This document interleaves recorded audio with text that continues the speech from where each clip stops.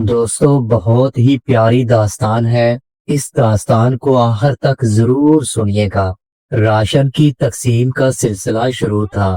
جیسے ہی ایک پرانے مکان پر نظر پڑی، اس کا دروازہ بجانا چاہا کہ ساتھ میں آئے محلے کے ایک فرد نے منع کر دیا۔ پوچھنے پر وہ کہنے لگا، صاحب رہنے دیں، یہ ایک فحشہ عورت کا گھر ہے، اس کو بہت جگہ سے راشن آتا ہے۔ یہ بات سن کر مجھے یقین ہو گیا کہ محلے میں سے کسی نے بھی اس کو راشن فراہم نہیں کیا۔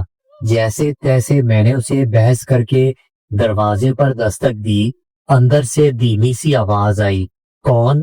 میں نے بتایا کہ راشن سپلائی کر رہے ہیں، آپ لینا پسند کریں گی؟ تو انتہائی غمگین آواز آئی کہ آپ واپس چلے جائیں، پہلے ہی اس محلے میں لوگ ہمیں جینے نہیں دیتے، ہم گزارا کر لیں گے، آپ کی مہربانی، آپ محلے کے شرفاء میں تقسیم کر دیں۔ میں نے پھر کہا کہ آپ مجھے بھائی سمجھیں، محلے داروں کی فکر نہ کریں۔ بہت اصرار کرنے کے بعد اس عورت نے اپنی بیٹھک کا دروازہ کھولا اور ہم نے راشن، آٹے کا تھیلا وغیرہ اس کے گھر رکھ دیا۔ وہ خود پردے میں آئی اور شکریہ ادا کرنے لگی، لیکن دل مطمئن نہیں تھا کہ وہ باپردہ عورت لگ رہی تھی۔ محلے کا فرد بھی میرے ساتھ موجود تھا۔ میں نے ہمت کر کے اس سے پوچھ لیا کہ بہن، آپ نے ایسا کیوں کہا اور آپ کے گھر راشن موجود ہے؟ وہ کہنے لگی، بھائی گھر میں آلو پڑے ہیں جو پچھلے ایک ہفتے سے بنا کر کھا رہے ہیں، محلے میں سے کسی نے خبر تک نہیں لی، محلے کی عورتیں میرے گھر نہیں آتی۔ میں نے پوچھا، میری بہن ایسا کیوں ہے؟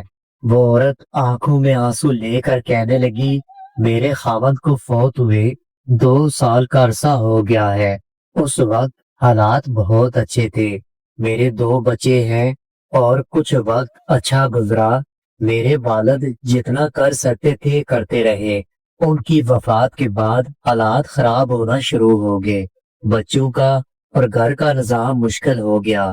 ایک دن میرے خاوند کا قریبی دوست کچھ عرصے کے بعد باہر کے ملک سے آیا تھا۔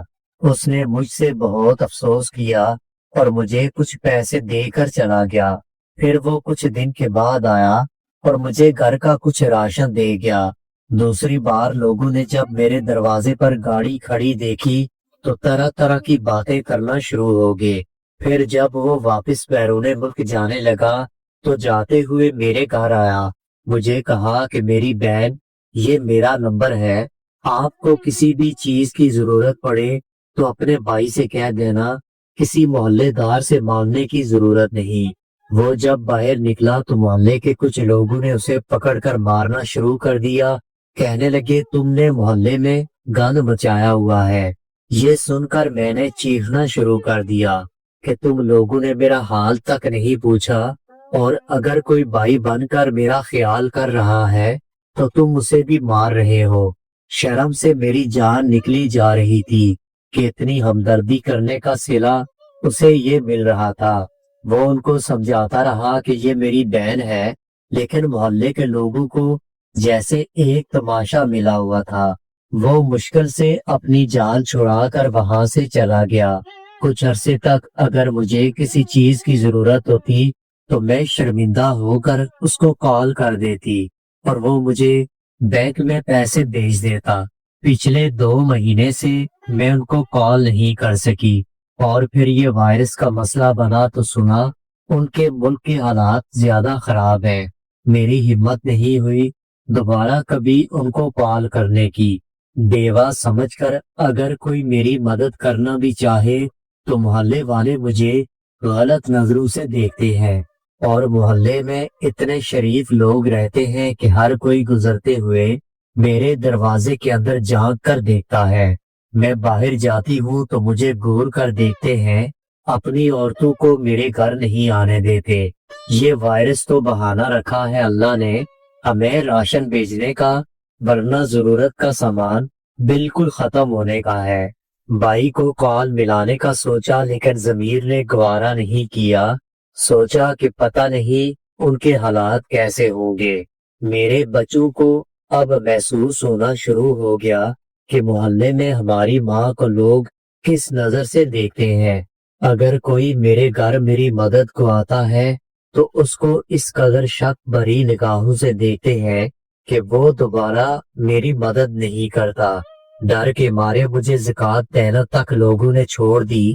یہ باتیں کرتے کرتے اس کا دوپٹہ آنسو سے بھیگ گیا، اور جو میرے ساتھ آدمی بیٹھا تھا وہ شرم سے پانی پانی ہو رہا تھا۔ مجھے سن کر بہت دکھ ہوا۔ ہم نے راشن کے ساتھ کچھ نقدی پیسے بھی ان کو دیے۔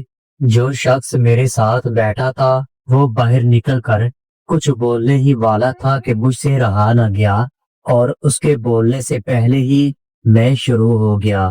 میں نے کہا، قیامت کے روز تم لوگوں کے اس راشن کو اللہ کیسے قبول کرے گا جبکہ تمہیں محلے میں رہنے والے ان لوگوں کی کوئی خبر نہیں، جو کسی کے دروازے پر نہیں جاتے۔ کوئی کیسا ہے یہ اللہ اور اس کے درمیان کا معاملہ ہے۔ آنکھوں دیکھا بھی بعض دفعہ سچ نہیں ہوتا۔ اس کی خاموشی اور نم آنکھوں نے کچھ نہیں بولا۔ 4-5 دن کے بعد اس نے محلے میں سے اچھی خاصی رقم جمع کر کے اس عورت کے گھر پہنچا دی۔ بے شک اللہ بہتر جانتا ہے سب کے دلوں کے حال۔ ہم کریکٹر کو چھوڑ کر یہ تک سوچ کر کچھ نہیں دیتے کہ یہ وابی ہے، یہ سنی ہے، یہ شیعہ ہے۔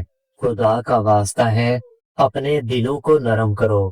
دوستو، یہ تھی ہماری آج کی ویڈیو۔ امید کرتا ہوں آپ کو پسند آئی ہوگی۔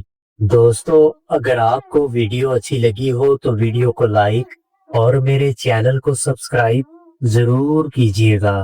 اپنا بہت سارا خیال رکھیے گا۔ ملتے ہیں اگلی ویڈیو کے ساتھ۔